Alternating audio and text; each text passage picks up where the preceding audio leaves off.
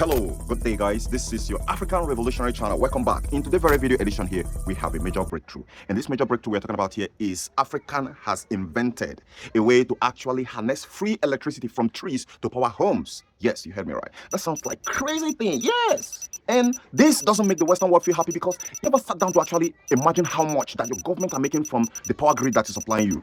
Just within your community alone is going into multi-millions, if not in billions, because every household is paying through their nose.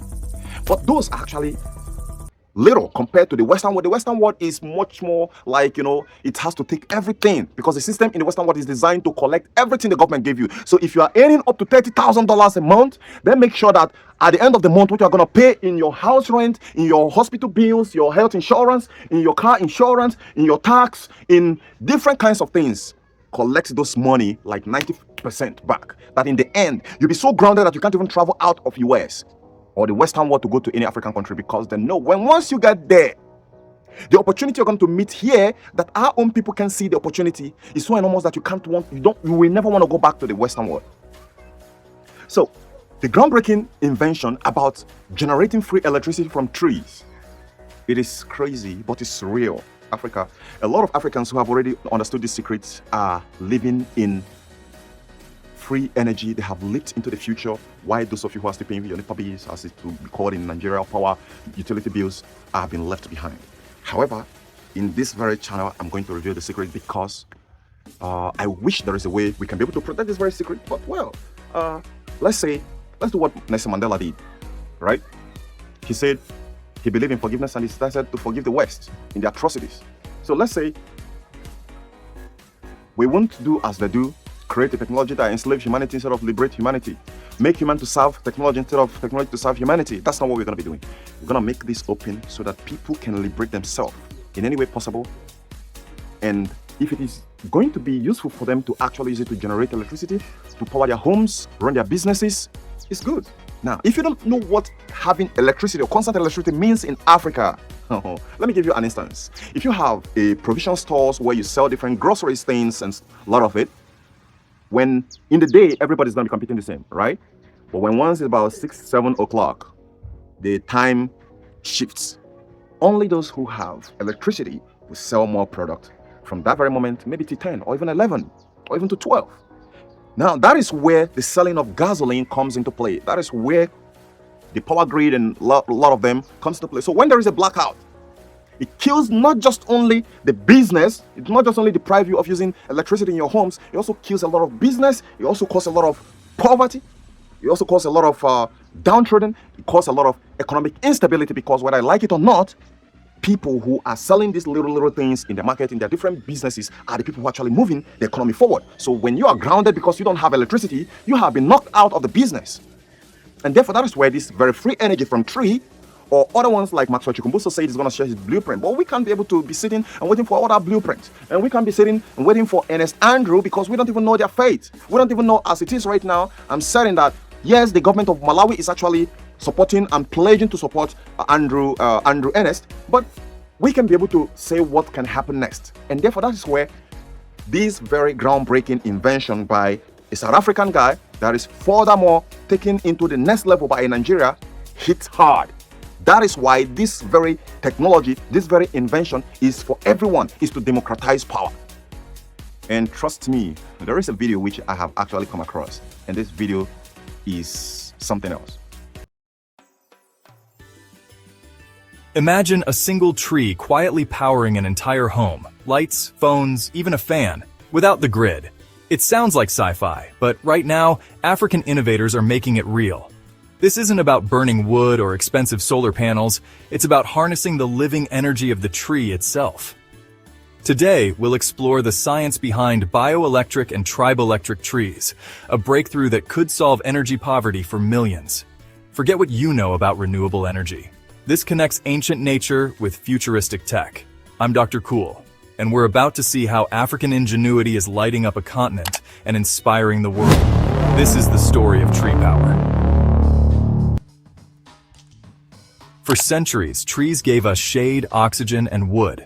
But burning wood comes at a huge cost: deforestation, climate change, and health risks. What if we could get power from a living tree? without cutting it down? That's the question that sparked a revolution. Imagine a tree as a living power plant, making forests more valuable alive than dead. In Africa, millions live off-grid, limiting education, business, and healthcare. Extending power grids is slow and costly. Solar panels help but have limits. The ideal solution? Something organic, grown, and in harmony with nature. African innovators asked, what can nature give us willingly? Inside every tree, water moves, nutrients flow, and chemical reactions create a quiet storm of energy. The challenge? Tap into this power without harm. By blending ancient knowledge with new science, they decoded the secret language of trees. The dream: plant a tree, grow a power source. Reforestation and electrification, hand in hand. This isn't just about lights, it's about a future where progress and the planet thrive together. Sometimes, the most powerful solutions have been quietly growing all along. How do you get electricity from a living tree? It starts with photosynthesis. Plants create food and, as a byproduct, release protons, creating a tiny voltage between tree and soil. For years, this was just a curiosity, until innovators in Nigeria and Kenya saw potential. They developed a bioelectric module. Media Group. Scientist in a lab coat inserting a copper electrode into tree trunk. Another scientist burying a zinc plate in the soil at distribute _equally. Copper electrode in the trunk, zinc in the soil. The tree and soil act as a natural battery. By connecting multiple modules in series and parallel, they amplified the voltage and current. Careful experiments revealed the best configurations for different trees and soils. The result? Media Group. Time-lapse of a small hut being lit up at night by tree power. LED bulbs glowing inside a rural hut with visible wires leading to a tree at its stock at distribute _equally. A single acacia tree could power LED bulbs and charge phones day and night. Unlike solar or wind, this works 24/7 as long as the tree lives. The system is sustainable. Common materials, minimal harm, no emissions, and the tree keeps thriving. The breakthrough.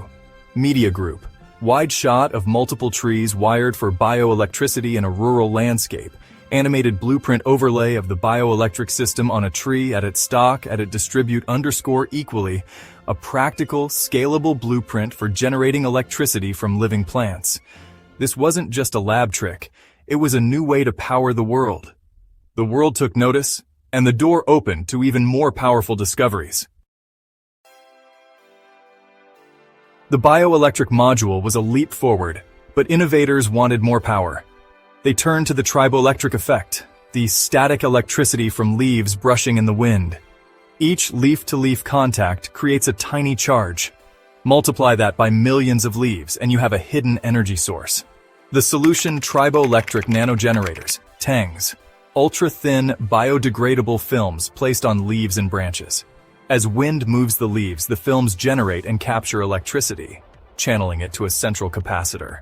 On a windy day, a single tree with TANGs could generate up to 100 times more power than bioelectric modules alone. Now, the tree is a living wind turbine, silent, beautiful, and fully integrated with nature.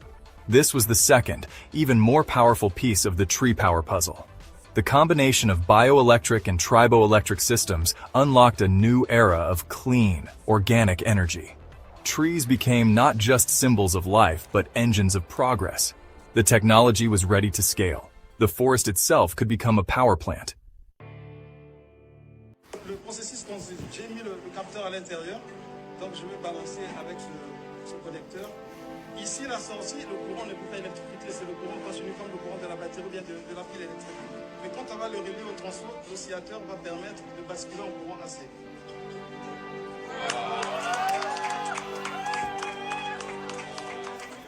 Normal light bulb, the way the one you use in the house, normal one. Moringa tree. Yeah, moringa tree. What you must do, you must chip the moringa tree so that the veins are visible of the tree. It's even wet. So now all you do, you can even charge your phones, charge everything. You see? Electricity. Electricity. Just like that. Just like that.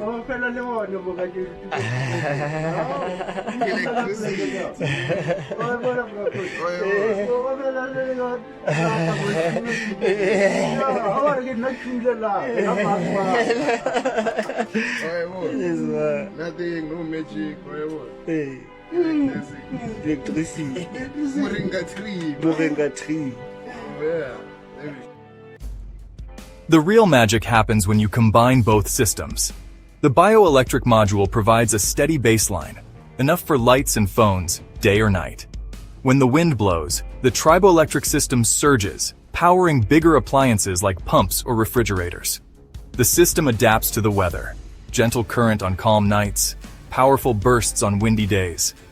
Imagine a grove of trees connected to a microgrid, enough to run a school or clinic. Scale up, an entire forest become living power plants. The electric forest. Reforestation becomes electrification. Planting trees fights climate change and energy poverty at once. The cost? Low. Once installed, the fuel is free and maintenance is minimal. No moving parts, no panels to clean. Just trees growing stronger and more productive over time. This model is perfect for developing economies. Resilient, scalable, and sustainable. Tree power isn't just a trick. It's a symphony of natural processes, harnessed with simple, elegant tech. The steady heartbeat of bioelectricity, the powerful breath of triboelectricity. Together, a living, adaptive power source. This could reshape our world. The electric forest is more than a vision. It's a blueprint for the future. Nature and technology working as one. The revolution is growing one tree at a time, and the world is watching. Why does this matter? Over 600 million people in sub-Saharan Africa live without electricity, a barrier to education, health, and opportunity. Without power, clinics can't refrigerate vaccines, surgeries happen by flashlight, and children study by toxic kerosene lamps. Tree power changes that.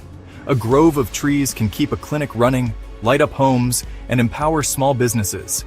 It's not just about comfort, it's about saving lives and unlocking potential. Tree power also flips the script on environmental justice. Instead of choosing between growth and nature, communities can prosper by planting and protecting forests. The healthier the forest, the more power it generates, linking prosperity to environmental stewardship. This is decentralized, democratic energy, putting power in the hands of the people, not distant utilities. Communities grow their own energy independence, building resilience against climate and economic shocks. Most importantly, this is a solution born from local ingenuity, not imposed from outside.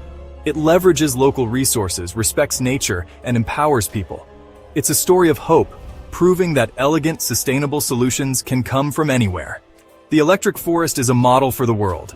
It's about more than electricity. It's about dignity, opportunity, and a future where people and planet thrive together. This is why tree power matters. It's a revolution rooted in the soil, growing brighter every day. The world is taking notice, and the story is just beginning. This isn't about corporations or governments, it's about people. African scientists, engineers, and entrepreneurs are leading the charge, solving problems with resources right under their feet. Meet Dr. Amina Okoro in Lagos, who developed biodegradable triboelectric films, efficient, green, and safe for the soil. Joseph Kamau, a self-taught engineer in Kenya, perfected the bioelectric modules, making them simple and rugged for everyday use. These innovators worked with limited funding and unreliable power, but their belief never wavered. They built a pan-African network, sharing knowledge and creating green jobs. University students across the continent are starting tree power clubs, running experiments, and training local technicians. Business models now link electrification to reforestation. Families care for saplings in exchange for power. This isn't charity, it's leadership. African innovators are creating solutions for African challenges and inspiring the world. They're building a new narrative: innovation, self-reliance, and hope. As Joseph Kamau says, "We always knew trees were powerful. We just had to listen in a new way." This movement is about respect for nature and brilliant science. It's changing lives and the world. The future is being built from the ground up, and it's growing fast. How can you help? Start by spreading the word. Share this video, talk about it, and make these innovators' stories go viral. Awareness brings investment and support, helping tree power scale up. Challenge outdated narratives about Africa. Celebrate ingenuity and amplify these voices. If you can, support organizations on the ground. Fund a power tree, train a technician, or help plant saplings. For students and dreamers, be inspired. World-changing ideas can come from anywhere. Ask what resources in your community are overlooked. What natural processes could be harnessed for good? Advocate for policy change. Urge leaders to support local, sustainable innovation. This isn't just tech, it's a movement, a new way of thinking about our relationship with the planet. Every conversation plants a seed of possibility. The electric forest is a vision for all humanity. Let's be the wind that powers this revolution. Show the world we stand with these innovators. Help grow the forest of light, until it inspires the world to see trees as partners in a brighter, greener future. The future is in our hands. Let's make it grow. Together, we are part of the forest. What we've seen is more than science. It's hope. A single tree powering a home is a symbol of a new era, sustainable, equitable, and community-driven. This is about collaborating with nature, not conquering it. The electric forest is a vision where planting a tree is an act of optimism for people and planet.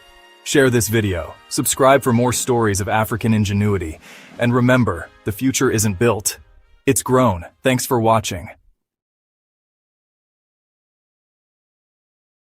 People were measuring the amount of electricity. So at this very point, let me not waste your time further. You all need to start planting moringa tree.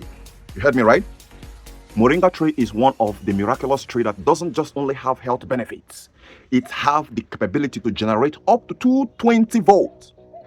Can someone increase the volume for the people at the back seat? It has the capacity to produce up to 220 to 280 volts. The older this very moringa tree is, the better it generates electricity. The much volume, the much higher the electricity it generates. The process is what I'm going to teach you guys. So, in order for you not to miss out in this very golden opportunity that's inspiring, out of control, and going viral on the internet, subscribe to my channel and support me with super thanks of any amount. Because here, this channel, trust me when I say, I have other channels where I'm earning in dollars, but I don't mind. I live this very channel here that even if I'm earning in any African denomination or currency, I don't mind, right? But the important factor about this very channel here is for liberation. Liberating Africa. In this same channel here, I'm going to be bringing a motion forward on how we can be able to draft a new African school system. Someone often say that Nigeria don't speak Pan-Africanism. I think they are mistaking Nigerians, every Nigerian, to become politicians. That's terrible. When Nigerians start, becoming, they don't speak Pan-Africanism, they believe in themselves. That is bullshit. That is terrible, right? Someone don't have to come and start making some kind of a sweeping statement about people he doesn't know, right? And still believing that we are so full of ourselves that's rubbish. We don't take into context what a politician do and start believing that that's what every citizens do, right? So, without wasting further much of your time, watch this very clip and I'm going to be back shortly afterwards. Okay, I'm certain you have finished watching that very clip right there. And it is this video you just finished watching right now is generating a lot of engagement in the comment section in other of my channels in YouTube. Why is that? Because the Western world has never seen this coming. Why they are putting their physics laws in place, thermodynamics, perpetual motion. They thought it ended in the Maxwell Chikumbutso, because that is a big, gigantic leap, a quantum leap. That's like 3,000 years ahead of Western world education system. That Maxwell Chikumbutso, I'm gonna really talk about it because I haven't given that Maxwell Chikumbutso a real thought. I'm gonna devote a serious time for that topic and tell you what it is, why they are so scared of it.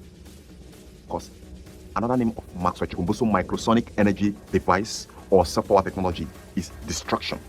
When I mean destruction, it's like a hypersonic nuclear weapon against the Western economy. The battery, the solar panel, the electricity, the airplane is crashing everything. It's rendering everything into obsolete. We're talking about even the cars, the EVs. So it's a whole lot. It's the whole buffet that is talking about here that is crushing. Now we have another section. So at this very point here, I am a technical guy, so I'm going to be taking my multimeter into testing different trees and see how many volts that they are going to generate. And that's going to be in another video. So we're going to do this experiment together. Then the result is what I'm going to share with you, because Africa is the home. There is one of my philosophical saying that I often say to people.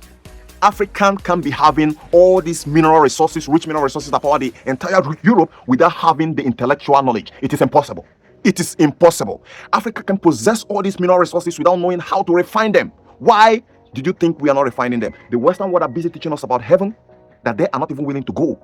And they are not willing to teach us how to mine the copper, the lithium, the gold, the iron ore, the bauxite that is in quantum in our feet. The uranium, the plutonium, you name it, all the chief ingredients that's required to make nuclear weapon. They don't want to teach you about that. They don't want to include this in your economic, your educational curriculum. Now let me bust your brain a little bit. During the Biafran War, the Igbo people in the eastern region of Nigeria developed a technology that was devastating, that helped them into combating the war with European, which they were using Nigeria as the frontier. Because whether you like it or not, Nigeria didn't fight that war with Biafra. European was using Nigeria, the cover face, to fight the war. Now, there were institutions in Nigeria, University of Nsukka actually, that the department, their chemical department, is what actually developed most of those weapons that were used, the Wuniwe. And after the war, Nigeria government destroyed that very course there. That is like literally rendering everything into uselessness. Let me still shock you one more. The metallurgical institution in Nigeria, the only metallurgical institution in Nigeria, is in Onitsha. Now, because the West knows the capability of the Igbo race, that they are the German, not just Chinese, they are the Germany of Africa. They said if they position the metallurgical sites, that's the steel industry, which by normal circumstances is supposed to be close to the metallurgical institution, because why did they put the metallurgical institution in the eastern region, in the eastern region in Anambra State? Because that is where most iron ore is found in much abundance. But they said if they situated that very Ajakuta steel industry there, they're going to empower Igbo people to become the world power. And what they have to do? They change it and put it in Ajakuta where there is no iron ore. And since the very day they put it there, till today, it hasn't made not even a spoon. I want just to show you what the Western world did to Africa. This is just the tip of it. So we have the capability to free ourselves. We have the capability to become energy decentralized, and it is in our palm of hands, sharing information with one another. If they decide they want to be going on with their own patent route, that's no problem. But we here, we're going to democratize it. While they're busy building technology that enslave humanity, that keep people addicted, we're going to be here without a school system, and we're going to be destroying it one after the other. That's what's going to be. So thank you for watching. Thank you for subscribing. Thank you for supporting this very channel. I remain your loyal guy, your African Revolutionary channel. Bye for now. I'll see you later.